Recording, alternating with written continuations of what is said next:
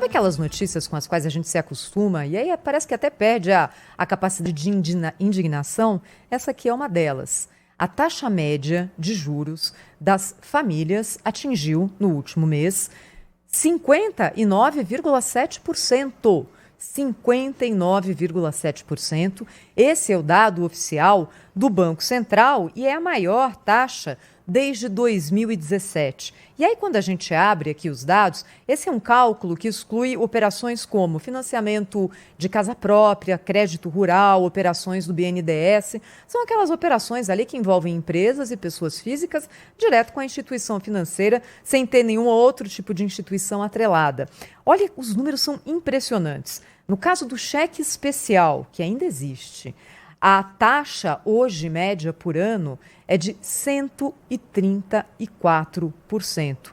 E no tal do crédito rotativo do cartão de crédito, vocês estão sentados? 447% ao ano. Como é que é possível que uma taxa de juros chegue a quase 500% no nosso país? É por isso que a gente convidou hoje o jornalista Cláudio Zaidan para tratar exatamente desse assunto aqui no Jornal Gente da Rádio Bandeirantes. Seja bem-vindo, muito bom dia para você, Zaidan. Oi, Thaís. Muito obrigado, bom dia para você, Bom dia. Pedro, Sônia, Cláudio. Oi, Zaidan. Vamos mergulhar um pouco no mundo real, né? Depois daquele discurso surrealista, né? Vamos ao mundo real. O mundo real é esse, o dinheiro caríssimo. E você falou do rotativo aí, que chama a atenção, porque são números indecentes. Agora, para se ter uma ideia, esses são números de abril. No mês anterior, estava em 433, ou seja, 14 pontos de um mês para o outro. E quando você pega, a gente fala em 59%, nós estamos falando do juro médio cobrado das famílias. No caso das empresas, houve até uma redução, estava na casa dos 24% e foi para a casa dos 23%.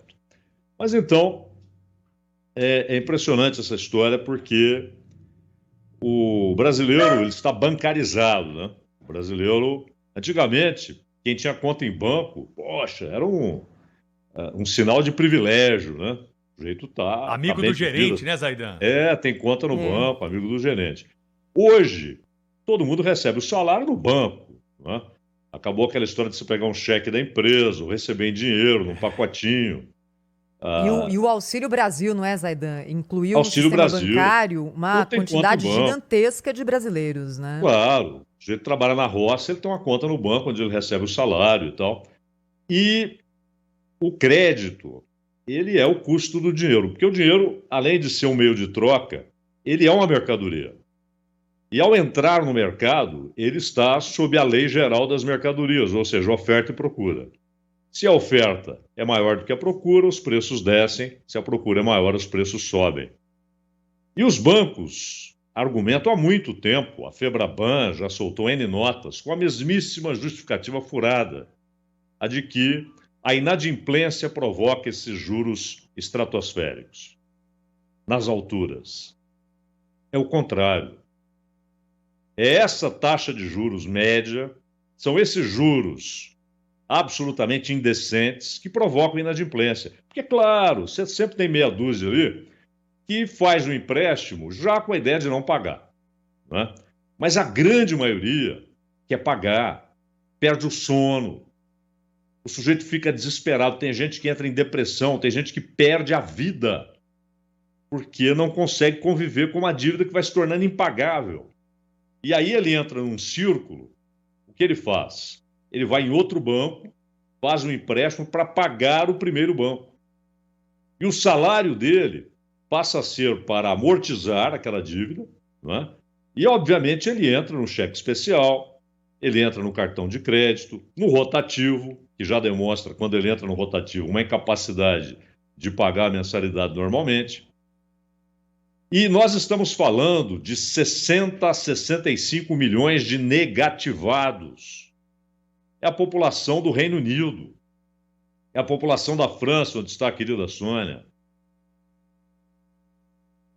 6 milhões de empresas não conseguem pagar, estão endividadas até a inviabilidade. Empresas.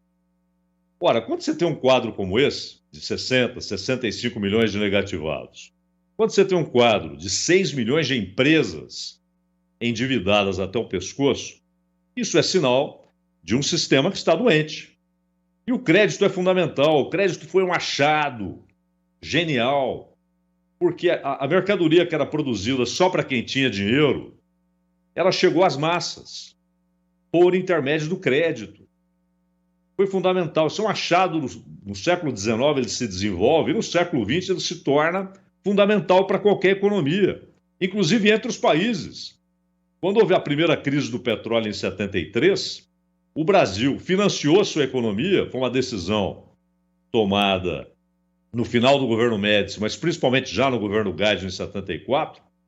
O Delfim Neto já atestou isso diversas vezes, que havia uma opção: vamos parar, mergulhar em recessão, ou vamos continuar crescendo com o petróleo nessa altura, com o quê? Com crédito externo.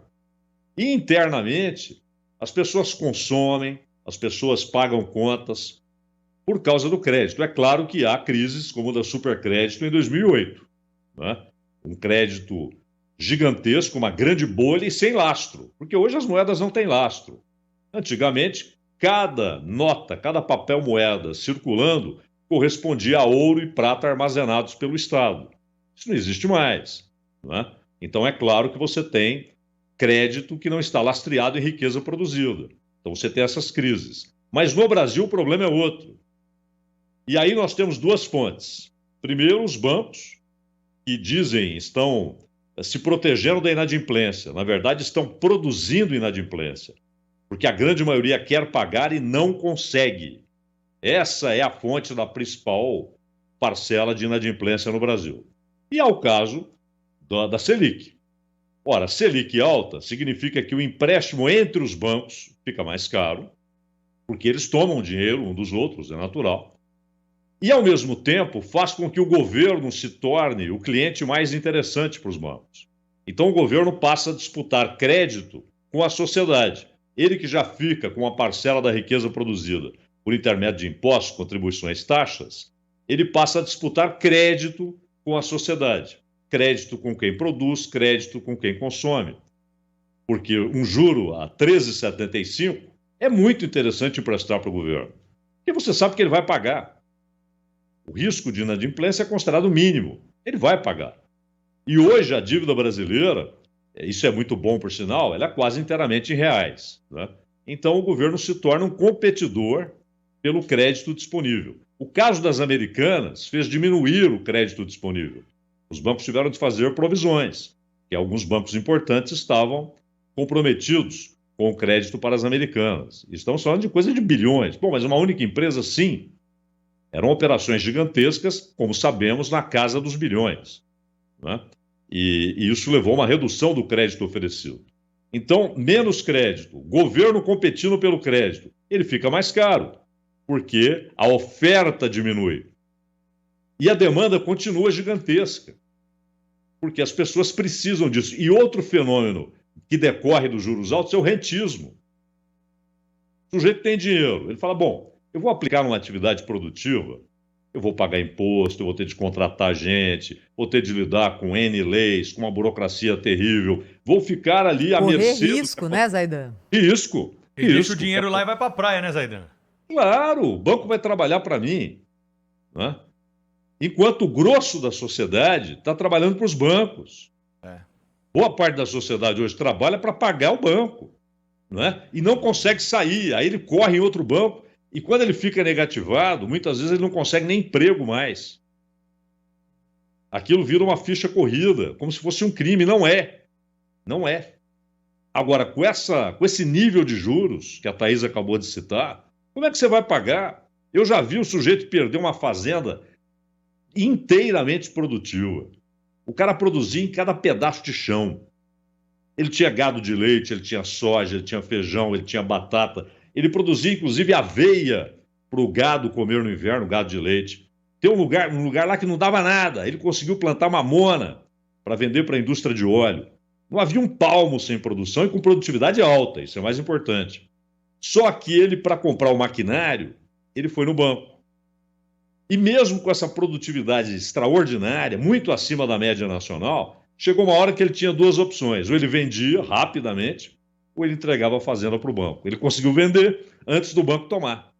Estamos falando de um cara que estava trabalhando cada pedaço de chão, né? Uma produtividade elevadíssima, usando as melhores técnicas. E, de repente, porque ele foi no banco para comprar trator, não era para viajar para a Dinamarca, para comprar trator, para comprar coletadeira, ele não conseguia pagar. Teve de vender a fazenda. Isso acontece aos milhares.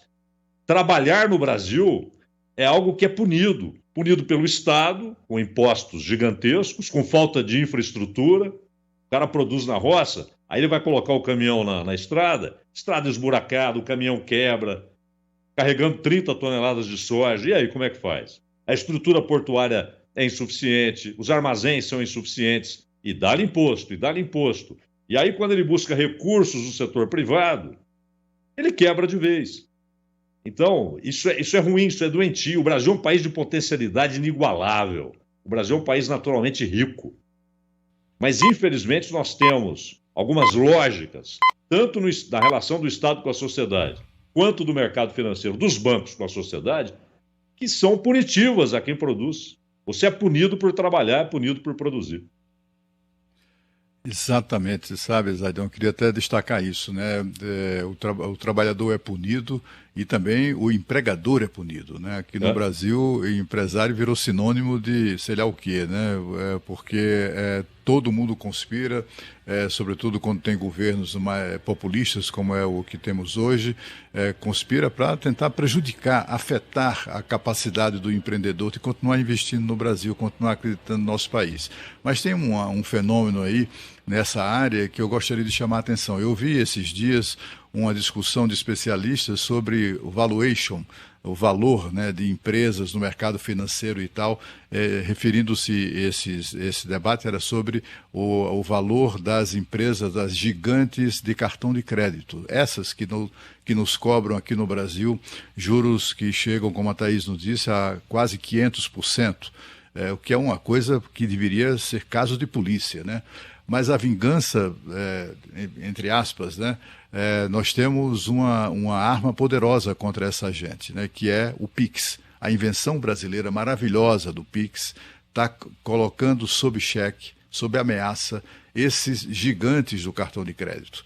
Isso, o Pix brasileiro, que está se espalhando pelo mundo, o Pix, que já é no Brasil o maior meio, né, de pagamento, o meio de pagamento mais utilizado, como o Banco Central divulgou esta semana, está afetando ali já o futuro das empresas de cartão de crédito. Tem gente que já começa a duvidar que essas empresas resistirão ao espalhamento, né, ao avanço do Pix mundo afora. Podemos nos deliciar com coisas desse tipo, né? Mas a questão mesmo é econômica e há muito o que fazer aqui neste país para retirar trabalhadores e também empregadores dessas punições, né? Salvá-los dessas punições impostas por uma economia injusta. Só um detalhe final, agora os bancos, claro, eles absorvem, né? Mesmo aquilo que aparece como adversidade. Tanto que no ano que vem, eles vão acabar com o DOC, vão acabar com o TED, vai ficar só o PIX, né?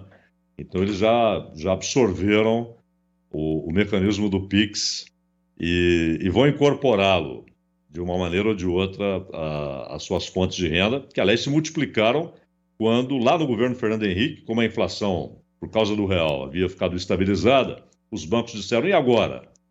Não, agora vocês cobram taxa. E hoje eles cobram o oxigênio que o sujeito respira dentro de uma agência bancária. Cláudio Zaidan, sempre conosco aqui no Jornal Gente, na Rádio Bandeirantes, no Band News TV. Obrigada, Zaidan. Até a semana que vem, hein? Até, um abraço. Tchau, Zaidan. Um abraço. Já que a gente está falando de economia, um flash. Acaba de sair, divulgado agora pelo IBGE, o PIB do primeiro trimestre de 2023. Houve crescimento de 1,9% no Produto Interno Bruto Brasileiro, na série com ajuste sazonal. Em relação ao mesmo trimestre do ano de 2022, o crescimento foi de 4,9%.